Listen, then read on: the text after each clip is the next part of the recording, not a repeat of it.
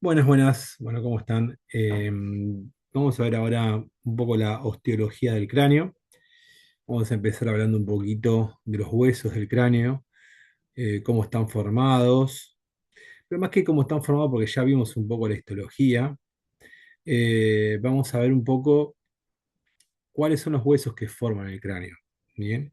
Y en líneas generales tenemos que tener en cuenta algo muy importante a la hora de entender los huesos, que los huesos en general, ¿no? se dividen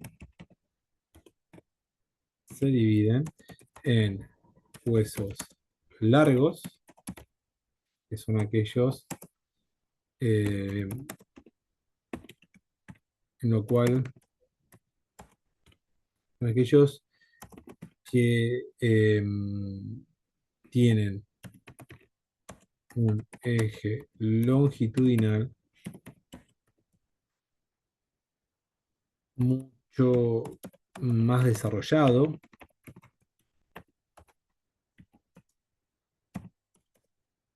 que su eje o que sus ejes látero, lateral y antero-posterior. ¿Bien? Entonces, los huesos largos, vamos a tener huesos largos que son aquellos que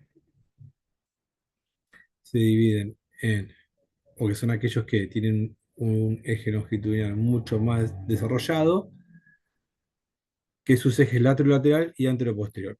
Un ejemplo de estos huesos largos va a ser el húmero o el fémur, por ejemplo. Por ejemplo, el húmero, fémur, bien, como huesos largos, bien, o sea, el hueso del hombro y brazo, o el hueso de la cadera y el muslo, bien, o hueso del muslo y hueso del brazo. Este sería un hueso largo. Bien. Tiene otras características que tienen, entre sus características, los huesos largos tienen médula ósea, que en un primer momento va a ser roja y después va a ser amarilla. Cuando pasan los años, esa médula ósea que tiene la capacidad de producir células hematopoyéticas, que son aquellas células que van a formar la sangre. Bueno, esa médula ósea, a medida que pasan los años, pierde la capacidad de formar células sanguíneas y lo que era hematopoyético se transforma en tejido adiposo. Entonces, cuando se transforma en tejido adiposo, esa médula ósea se va a pasar a llamar médula ósea roja a médula ósea amarilla. Entonces, cuando tiene una buena capacidad de producción de células sanguíneas, se llama médula ósea roja. Y cuando tiene esa capacidad disminuida, se va a llamar médula ósea amarilla. Ya tienen médula ósea. Bien, eso es algo muy importante. También algo importante es que van a tener una capa de hueso compacto, que es la que está en la periferia del hueso,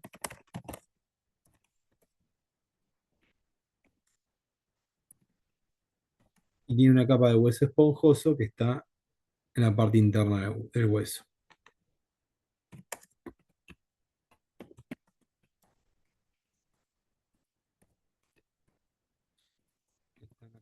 O que está en la parte interna del hueso.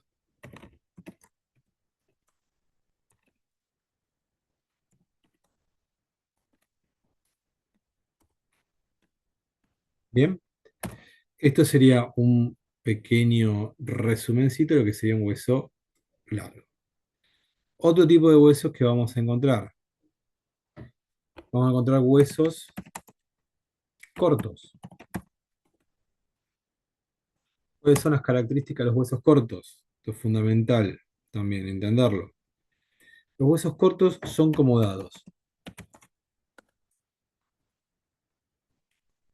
o también como se los puede llamar como cubos. ¿Bien? Tienen escalas.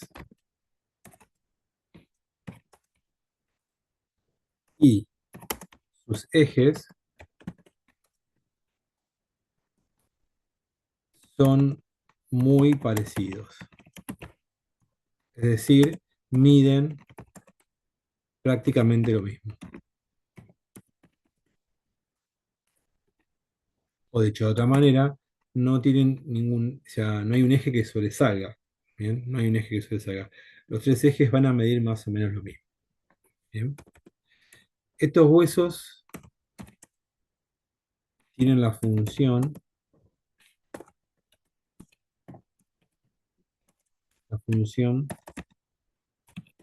de soportar cargas y transmitir las presiones.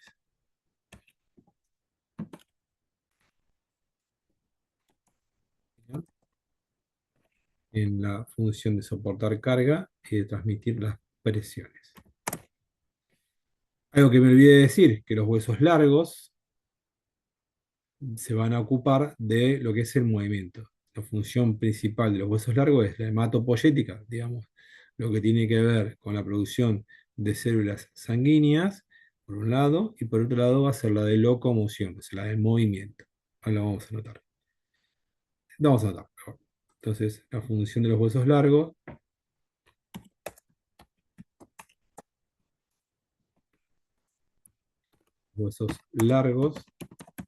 es, es la de locomoción,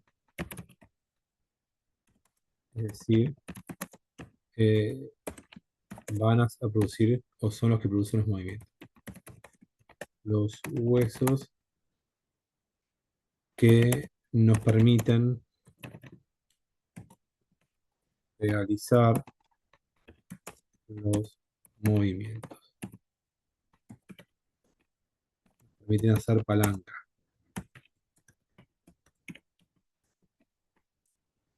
¿bien? Nos permiten hacer palancas. Y esto es importante tenerlo en cuenta porque no es una cuestión menor, ¿bien? Que los huesos largos tengan como función la capacidad de hacer palancas, ¿bien? Mientras que los huesos cortos, como decíamos acá, tienen seis caras, sus ejes son muy parecidos, de hecho miden prácticamente lo mismo, tienen función de soportar carga y transmitir presiones, y son los típicos huesos, son los huesos que suelen aparecer en la muñeca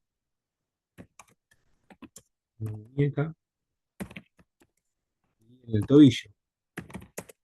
Son esos huesos chiquititos, bien, que después, bueno, si se puede, los vamos a ir viendo, es ver todo, pero bueno, los más importantes son los que vamos a mencionar ahora. Bien. Entonces tenemos por acá huesos largos, huesos cortos, y nos queda ahora los que nos atañen a este momento, que serían los huesos, los huesos planos. Bien. ¿Qué hacen los huesos planos? Primero, los huesos planos tienen la característica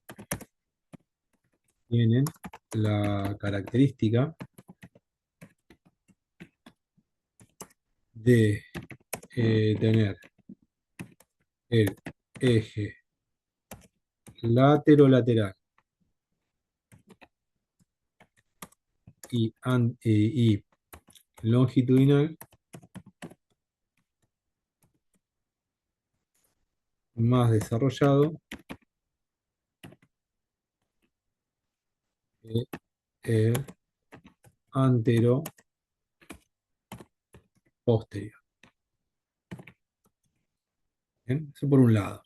Entonces tiene esa función. Los huesos largos tienen esa función, no que tienen esa característica. Entonces la característica de los huesos planos, dije largos. Bueno, la característica de los huesos planos, porque había dicho largo recién, la característica de los huesos planos es que su eje lateral y longitudinal están más desarrollados que el anteroposterior.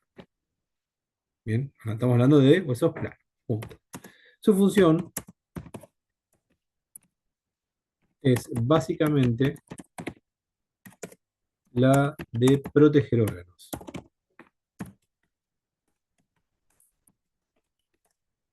Bien, la función es la de proteger órganos.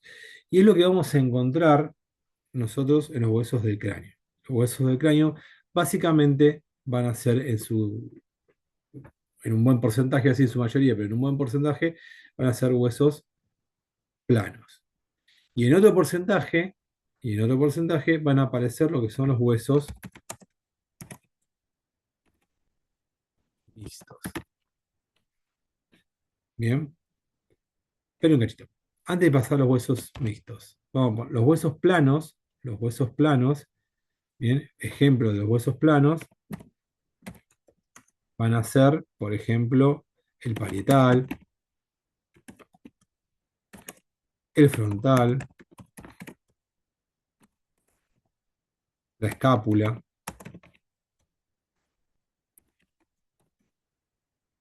entre otros. Bien, esos son ejemplos claros que llegamos a tener en general, bien, en lo que serían los huesos planos.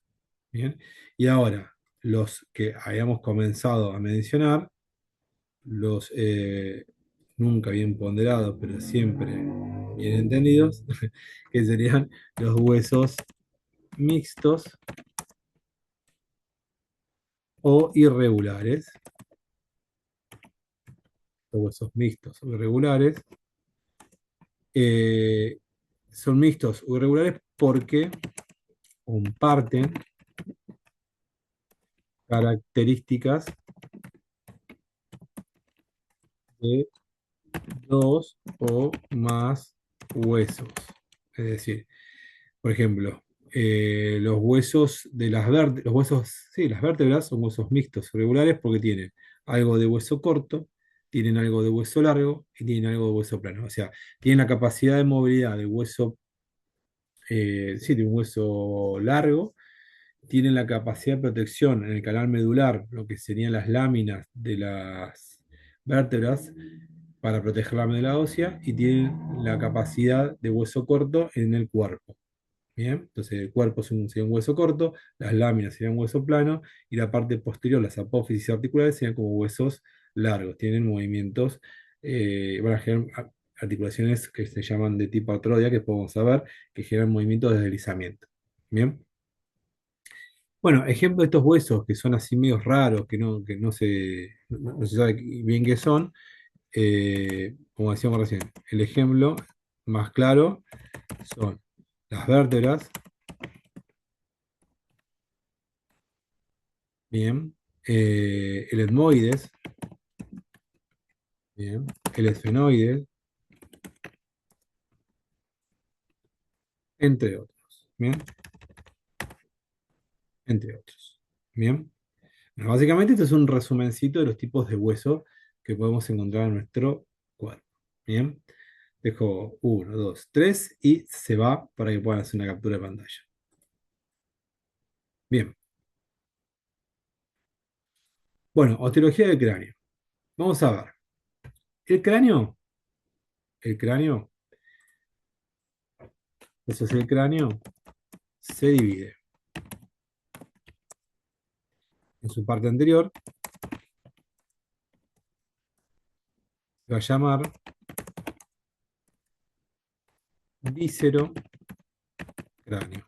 Su parte anterior se va a llamar víscero cráneo. Bien.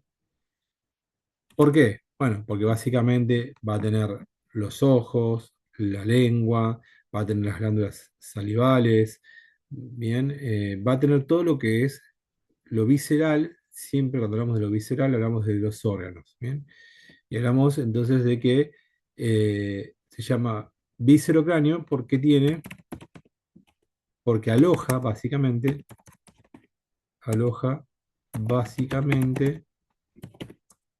órganos como los ojos, las glándulas salivales,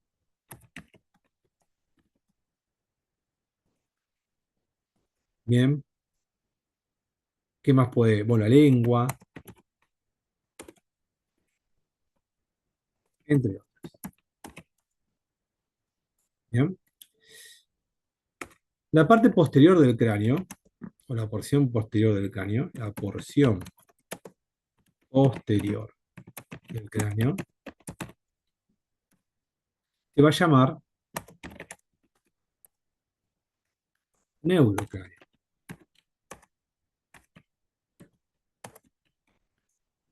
¿Y por qué se va a llamar neurocráneo? Porque va a alojar básicamente al sistema nervioso. En este caso sería el cerebro o también llamado encéfalo. ¿Bien? Dentro de esta porción posterior, que la vamos a llamar neurocráneo, dentro de esta porción posterior, que vamos a llamar neurocráneo, este neurocráneo se va a dividir en dos partes. La parte superior,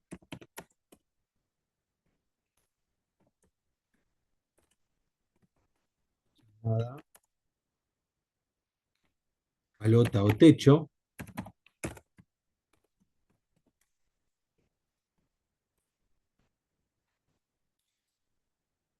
y la parte inferior, ahora lo vamos a marcar, tranqui. Y la parte inferior se va a llamar base. Bien, por esa base van a discurrir algunos agujeros. En esa base van a aparecer algunos agujeros cráneo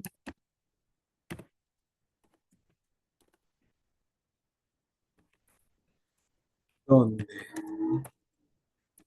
van a discurrir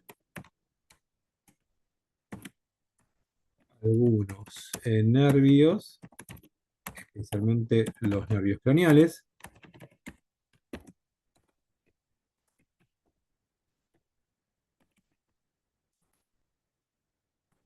o pares craneales.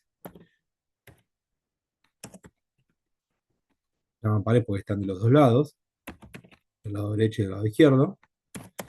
Bien, y algunas arterias y venas. Bien, bien, lo dejamos un segundito para que hagan un copy-paste. 3, 2, 1 y se borra. Bien, bueno, vamos a empezar con el análisis. Aquí vemos una vista sagital o lateral. En realidad esto nosotros lo vamos a llamar, a esto le vamos a llamar vista lateral. Bien, esto es una vista lateral del cráneo. Y si me apurás o si me apuran, es del lado izquierdo. Bien, es una vista lateral del lado izquierdo del cráneo. Bien, vamos a borrar un poquitín para allá. Y acá vamos a empezar a marcar algunas cositas que estábamos contando recién. La primera que vamos a marcar es esta parte que está por acá. No, me quedó pésimamente mal. Esta parte que está por acá. Bien. Esta parte que está por acá. Ahí quedó un poco mejor. Un poquito más, un poquito menos. Que se va a llamar, lo que mencionábamos recién, el víscero cráneo. Bien. Sería el víscero cráneo. Mientras que esta parte de acá, bien, que va de esta manera. Ahora vamos a mostrar esta parte de acá,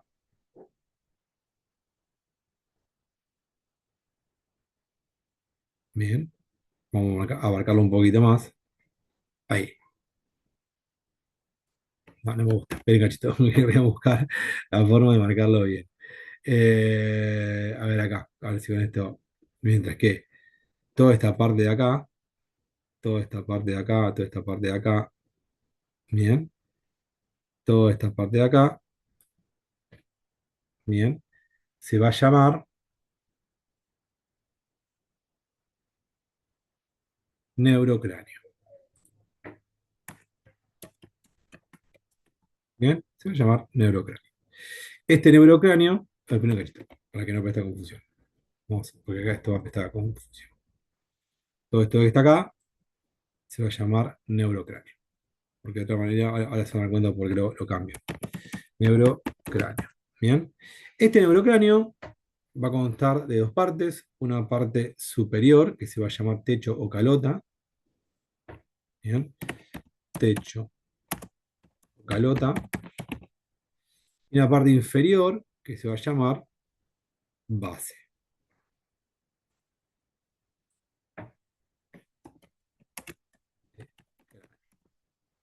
Bien. La base del cráneo. Bien. Base del cráneo. Entonces el neurocráneo, techo, calota, debajo de esta línea que están viendo ustedes acá, debajo de esta línea que están viendo ustedes acá, se llama base o cráneo. ¿Bien? Bueno, esta es una división básica de lo que es el viscerocráneo y el neurocráneo. ¿Bien? Excelente. 3, 2, 1, se borra y se borra. Bien, y ahora vamos a empezar a analizar un poquito los huesos. El primer huesito que vamos a ver es este que está acá. Se llama hueso temporal. Bien. Este hueso temporal es un hueso par, irregular, neumático. Los huesos neumáticos es lo mismo que decir, eh, tengo que decir irregular, como veíamos, irregular, o también mixto. Bien. Situado en la parte lateral, media e inferior del cráneo. En el recién nacido se pueden distinguir tres porciones: la porción escamosa, la porción timpánica y la porción petrosa. Y en el adulto estas tres porciones se unen, formando la porción escamosa, la porción mastoidea y la porción petrosa. Bien,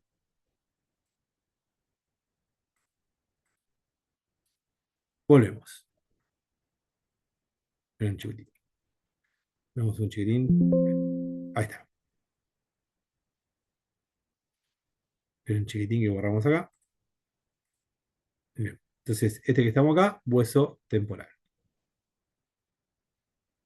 Después tenemos el hueso occipital. Entonces, vamos a marcar antes de pasar al occipital que está acá.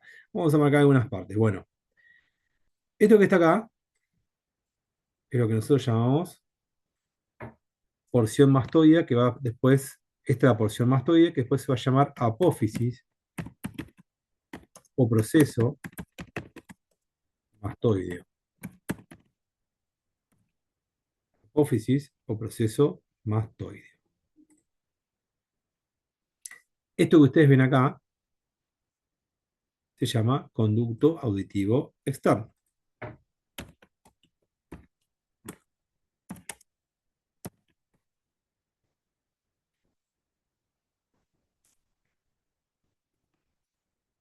Bien. Y en este conducto auditivo externo, perdón, si uno lo viese por dentro, si uno lo viera por dentro, encontraría la porción petrosa, ¿bien? Que es donde está la porción petrosa del temporal. Bien. Después tenemos esto que está acá, que se llama apófisis estiloides.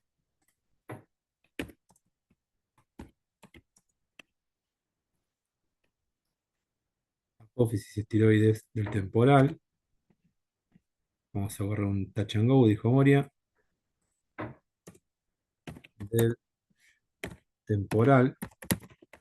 Bien, el hueso temporal se llama así porque los primeros descubridores de los huesos notaban que las primeras canas aparecían en esta región. Entonces decían que era el hueso del tiempo, del paso del tiempo, y por esa razón le pusieron hueso temporal. Bueno, y después tenemos acá esto que está por acá, que se llama apófisis cigomática.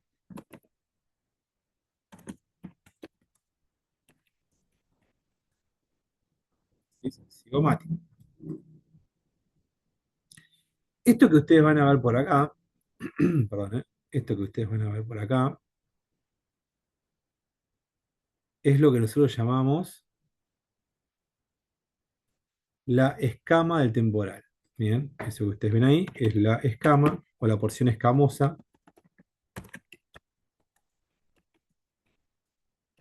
del temporal. Bien, la porción escamosa del temporal. Esto es toda la configuración externa. Lo único interno que mencionamos de acá sería esta parte. Lo único interno es esto, la porción petrosa del temporal que está justo en el conducto auditivo externo y que va a terminar o desembocar en el conducto auditivo interno. Fundamental para fonoaudiología. Bien, excelente. Se van 5, 4, 3, 2, 1 y se fue. Bien. Hueso occipital. Bueno, a diferencia del hueso temporal, que era este que estábamos viendo por acá, que era un hueso par, el occipital es un hueso impar del cráneo. Bien, el occipital es un hueso impar del cráneo. Y este hueso occipital es un hueso impar del cráneo que constituye el límite posterior de la cabeza y la mitad de su cuerpo es la base, o sea, la mitad de su cuerpo es la base, y en él se pueden distinguir las siguientes porciones. La porción escamosa, que es la que se articula, es la que se articula temporal, bien, que estamos viendo recién. La porción escamosa, que es la que se articula con el temporal. La porción condilar lateral izquierda, que es donde está el cóndilo izquierdo del temporal. La porción condilar lateral derecha, que es el cóndilo derecho, que estos dos, para que lo tengan en cuenta, bien, estas dos partes tienen que ver o van a estar en contacto, van a estar en contacto con la primera vértebra cervical,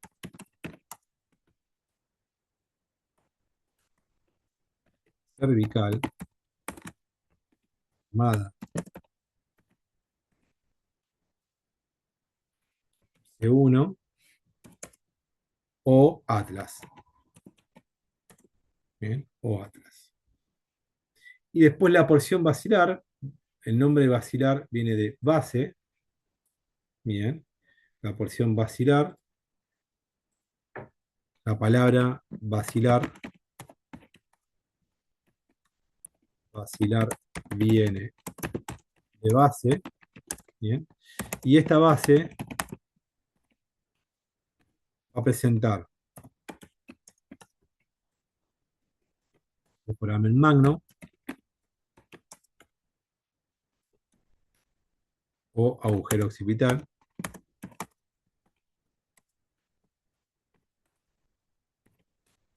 o agujero occipital, que por él va a salir, el- va a salir, perdón, la médula espinal. Bien, y por él va a salir la médula espinal, sumamente importante. Es- Esta porción basilar,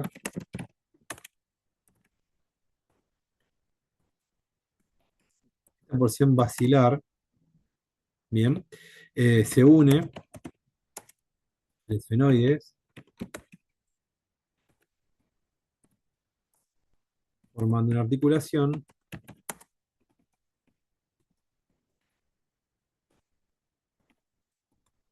llamada sincondrosis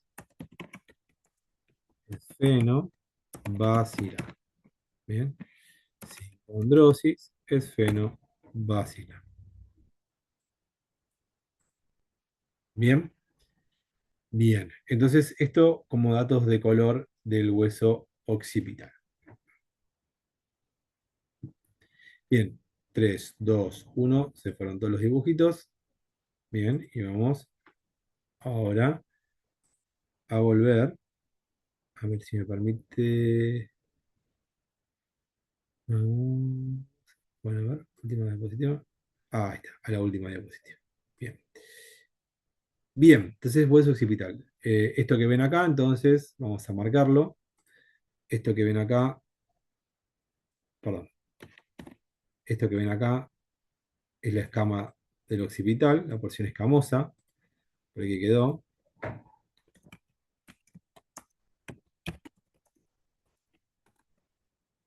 del occipital.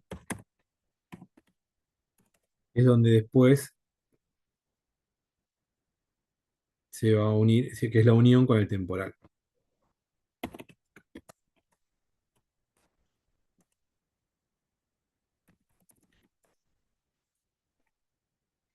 ¿Bien? Que es la unión con el temporal.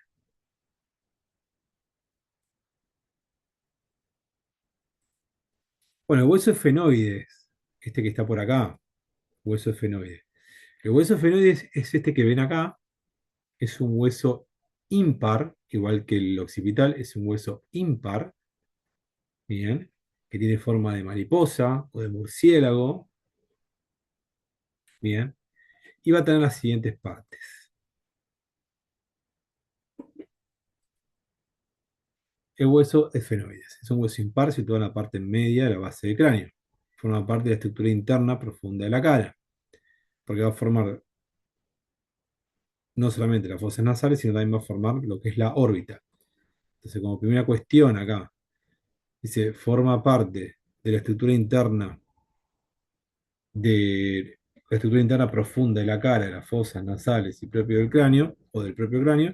Esta estructura interna se refiere básicamente a lo que es la órbita, va a formar parte de la órbita, o va a ser uno de los huesos, va a ser uno de los huesos que forman parte de la órbita, es decir, donde están los ojos. Bien, es decir, donde están los ojos. Bien, forman parte de la órbita, es decir, donde están los ojos. Bien, sumamente importante porque también se encuentra la silla turca. En la silla turca va a estar una glándula que es la más importante, que es la silla turca. Y la silla turca tenemos la glándula hipófisis, que es donde se encuentra la glándula hipófisis.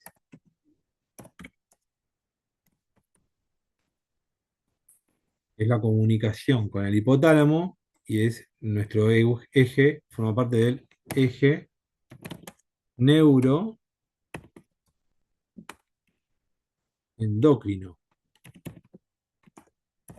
Neuroendocrino, porque se une con el hipotálamo, que forma parte del cerebro.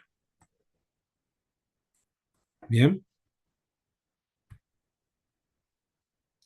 Y después presenta un cuerpo que es central y seis prolongaciones laterales, dos alas mayores, dos alas menores y las apófisis pterigoides, y acá lo vamos a marcar, las apófisis pterigoides, que es de donde salen los músculos pterigoideos,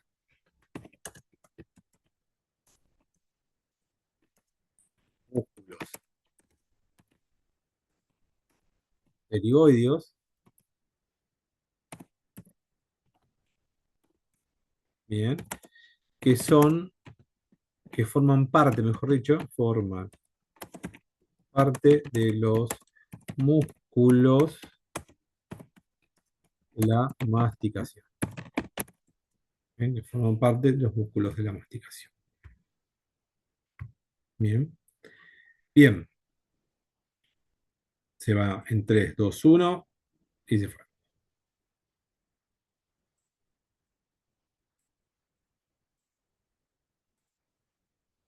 Bien, tenemos ahí el esfenoides. El esfenoides. Bien. Otro huesito que vamos a encontrar, el cigomático. El cigomático es este que está acá, es un hueso par del víscero-cráneo, porque hasta ahora vimos el esfenoides, que se divide, una parte es del víscero-cráneo y otra parte va a ser del neurocráneo. El temporal, que es más del neurocráneo que del víscero-cráneo, y el occipital, que claramente es del neurocráneo. Bueno, acá es el cigomático, no el cigoma. Este hueso se llama cigomático, ¿eh? Es importante que dice cigoma. Este hueso se llama cigomático.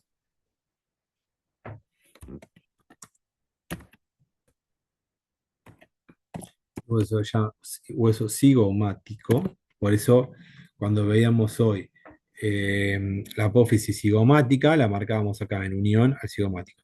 El hueso cigomático, como decíamos, es el hueso que tiene que ver con los pómulos, y es un hueso de la cara. Bien, no mucho más que eso.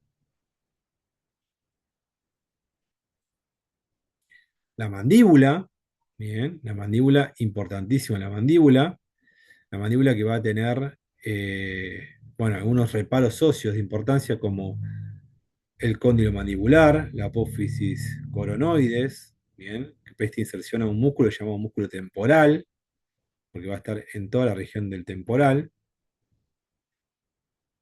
Se llama mandíbula o, a ver, espera un cachito que vamos,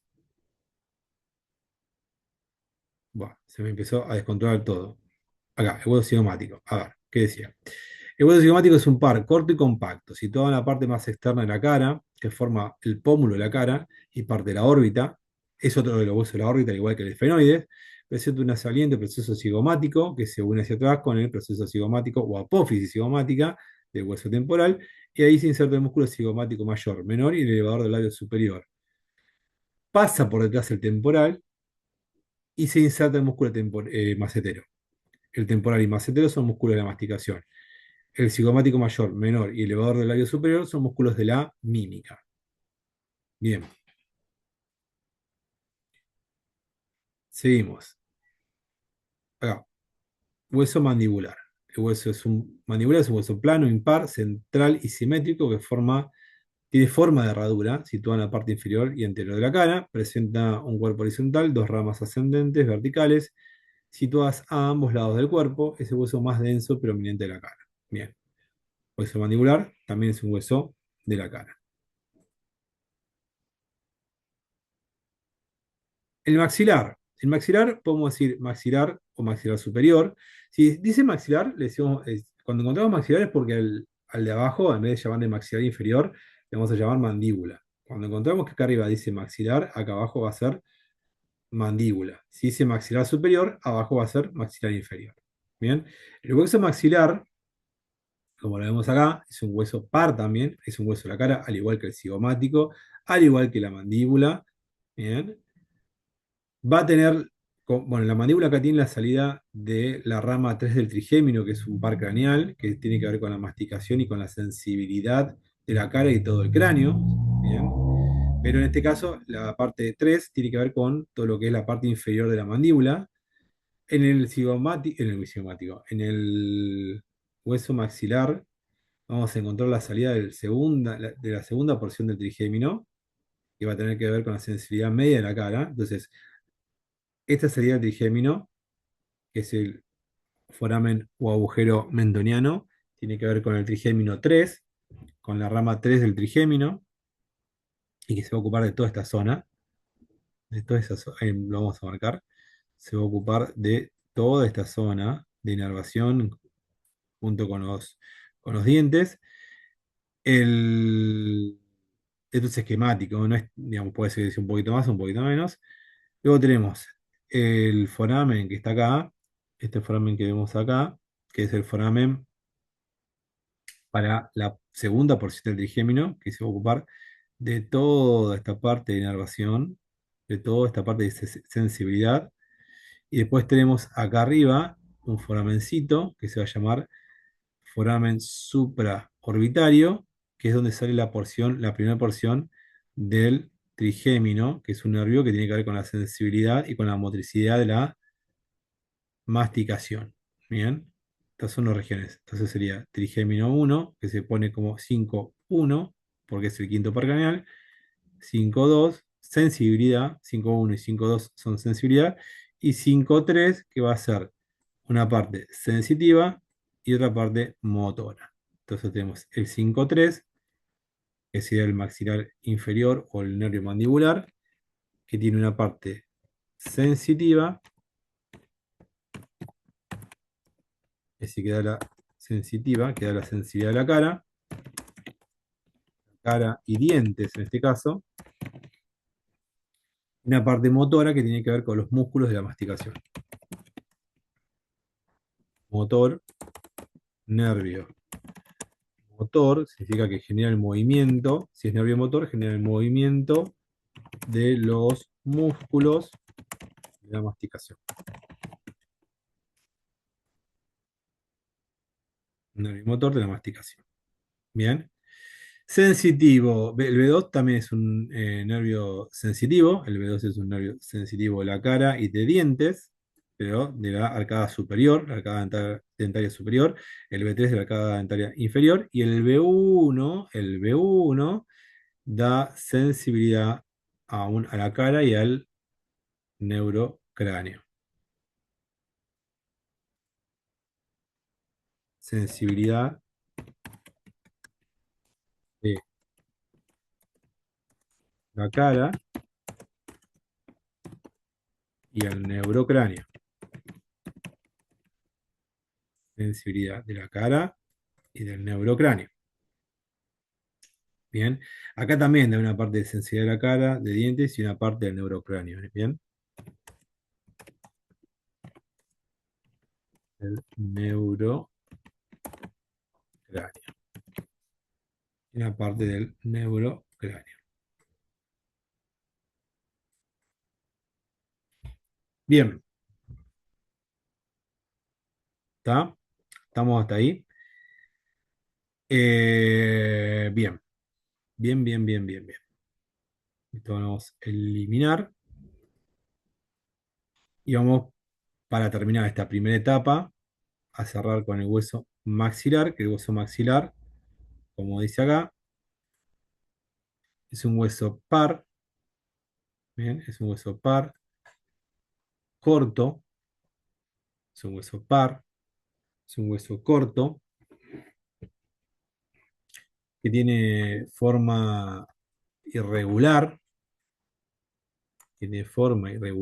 cuadrilátera, con dos caras, una interna y otra externa, con cuatro bordes y cuatro ángulos. Presenta un cuerpo y varias prolongaciones o procesos.